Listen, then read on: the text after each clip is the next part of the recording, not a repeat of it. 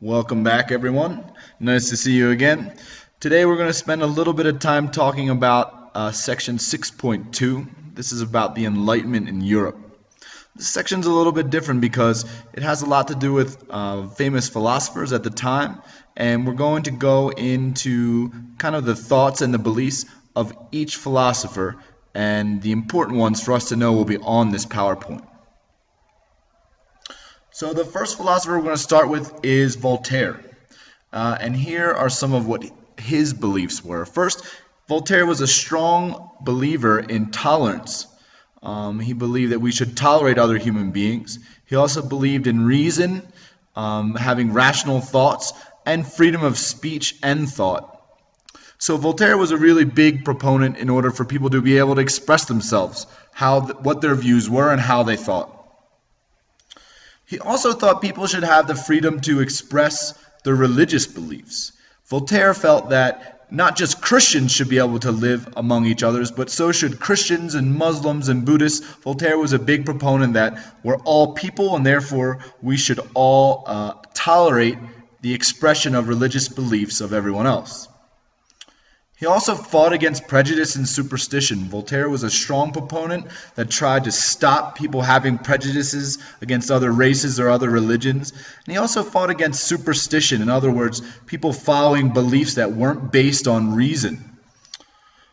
Now, at the end of each philosopher that we talk about, I'll have a quote here. You do not have to write this quote down, but I've found these quotes and they kind of help to illustrate a little bit about what each philosopher was thinking. So the first one here from Voltaire says, "I do not agree with a word you say, but will defend to the death your right to say it." And this was a really famous quote that Voltaire had.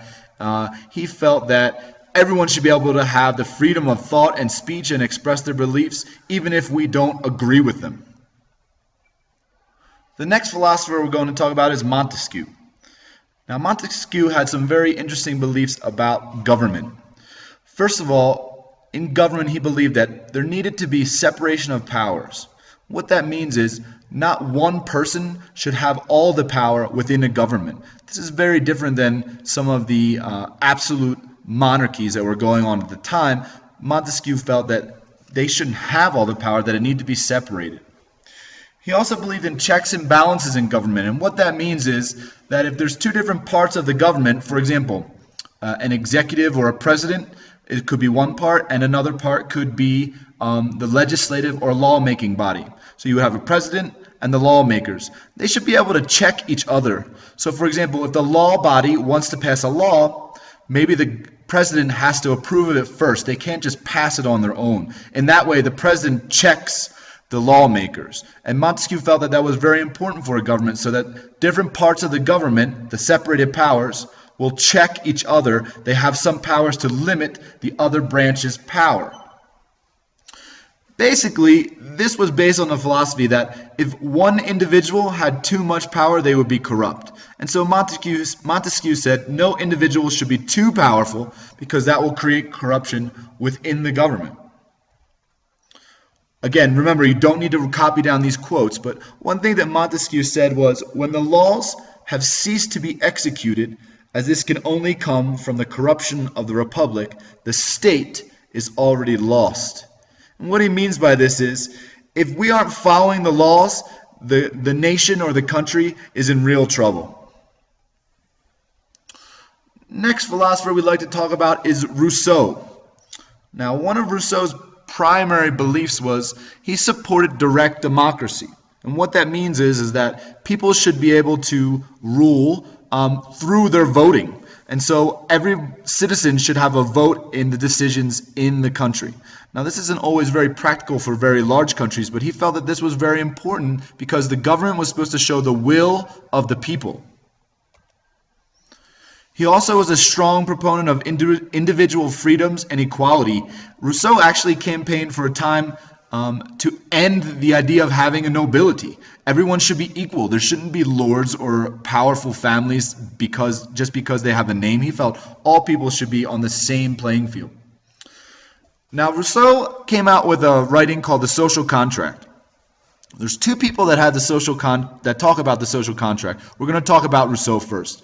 To Rousseau, The social contract basically meant it was an agreement by free individuals within a society, to create a society and government. So his approach was people should be able to create the society and government they want, and it should be a message of their wishes and their will. So here's a quote from Russo. He said, "No man has any natural authority over his fellow men." And this might seem like a normal thing today, that we think all people should be treated equally, but back then it was kind of a radical change from, you would have lords, you would have nobility, and then you would have all the rest, the peasants. Rousseau was against that. Next, we'd like to talk about Beccaria. Beccaria had some interesting beliefs in the realm of criminal justice. So first of all, he based his beliefs on the idea that law exists in order to preserve social order. We have laws, we have limits to what we can do so that people can go about their daily lives. Beccaria was against torture and excessive punishment for crimes committed or for criminals. He believed that everyone should have access to a fair trial. And he also believed that people shouldn't be tortured in order to confess, because basically, when anyone's tortured, they'll say whatever the torturer wants to hear in order to stop the pain. So Beccaria said that wasn't an effective way to get the truth from people. He also was against excessive punishment. For example, you shouldn't be put in jail for 50 years because you went through a stop sign. Obviously, they didn't have cars back then, but this is the same idea. Beccaria thought there shouldn't be excessive punishments. The punishment should fit the crime. He also said that the criminal justice system, it should be based on fairness and reason. As I said before, everyone should have a fair trial. It should be logical. There should be proper punishments for when people break the laws, not excessive or mean punishments just to hurt people. One of Beccaria's quotes was, "Crimes are more effectively prevented by the certainty than the severity of punishment." So what he's saying here is that people won't commit crimes if there's a sure punishment for it, if it's certain to have a punishment, rather than if there's a strong punishment for some and not some for others. He felt everyone should be treated equally with a certain punishment. That's the way that people will follow the law. That's the way that crimes will be prevented. Next, I'd like to talk to you about Wollstonecraft. This is a slightly unique person that we're going to talk about because it's the only woman. Now, Wollstonecraft had some very interesting beliefs. At the time, they were very different. Some people might say she's one of the first feminists. She believed in equality for men and women. And one way that she knew women could get equality is if they had an education. And so Wollstonecraft basically said that women, as well as men, need an education. And because that education will allow them to be virtuous and useful. In other words, they will be good people and they will be productive citizens if you allow men and women to get an education. She also encouraged and felt strongly that women should be able to enter into medicine, politics, and several other male-dominated professions. She felt that women should be more or less equal to men and they should be able to practice these types of professions if they so choose. Here's a quote from Wollstonecraft. She said, "It is time to effect a revolution in female manners, time to restore to them their lost dignity." So again, Wollstonecraft, a strong proponent of female rights. Now, you don't have the next two philosophers on your guided reading sheet, but I want you to take notes on these next two people somewhere. Get out another piece of paper, please, or you can write it in the margins, wherever you can fit. There's quite a few points, so you need some space to do this. So the first extra person I want to talk to you about is Hobbes. Hobbes had some very strong beliefs, and some would say very pessimistic beliefs about human nature. He said that humans are selfish and wicked and that they create chaos. Now you have to understand the context in which Hobbes lived. He lived during the English Civil War, which was a very bloody and brutal time when the Englishmen were fighting amongst themselves. And so his beliefs kind of were based on his experience. Hobbes wrote the book pictured here, Leviathan, and in that book, as well as other writings, Hobbes basically explained what his concept of the social contract. Now this is very different than Rousseau, because Hobbes believed that the social contract is an agreement between society and its government. Remember, Rousseau was about individuals in order to create a society, Hobbes' social contract is an agreement between society and its government. First of all, people need to give up their rights to a strong ruler.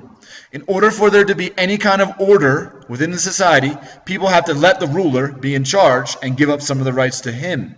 And also, the ruler's then responsibility is to create order. Because they have complete power, strong power, and people have given them their rights, it's the ruler's job that people should be able to have order to go about their daily lives. Here's a quote from Hobbes. He said, "The condition of man is a condition of war of everyone against everyone." So you can see here his kind of pessimistic views based on his experiences during a violent time period in England. And the last person that I want to talk to you about is Mr. Locke.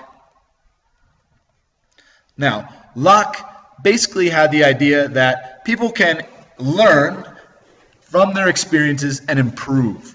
Locke didn't think we were, set in our ways and that we couldn't grow and become improved over the years. His idea was the more experience people have, the more they can improve themselves or society as well. He also said that people are born with natural rights: life, liberty, and property. And these are three things that he believed every person was entitled to, that you couldn't take them away, that they were God-given rights with which you were born. Finally, Locke said that the government's job was to protect people's rights. That is why they are there. Their function is to these three things above: life, liberty, and especially property. It's the government's job to make sure that they are protected for the people. He also said, finally, that when the government fails to do its job, as in protect people's rights, then the people who are governed have the right to overthrow it. This was a pretty radical idea at the time, because there were plenty of governments that didn't necessarily give people these rights. But Locke said if they're not protecting and looking over those rights for the citizens, then it's the citizens' right, and in some instances, it is their duty to overthrow the government. Finally, the last quote, it says, "No man's knowledge here can go beyond his experience." In other words, Locke saying you can learn as much as you want, but it's actual experiences that help you gain knowledge. Thanks for listening, and I'll see you guys tomorrow.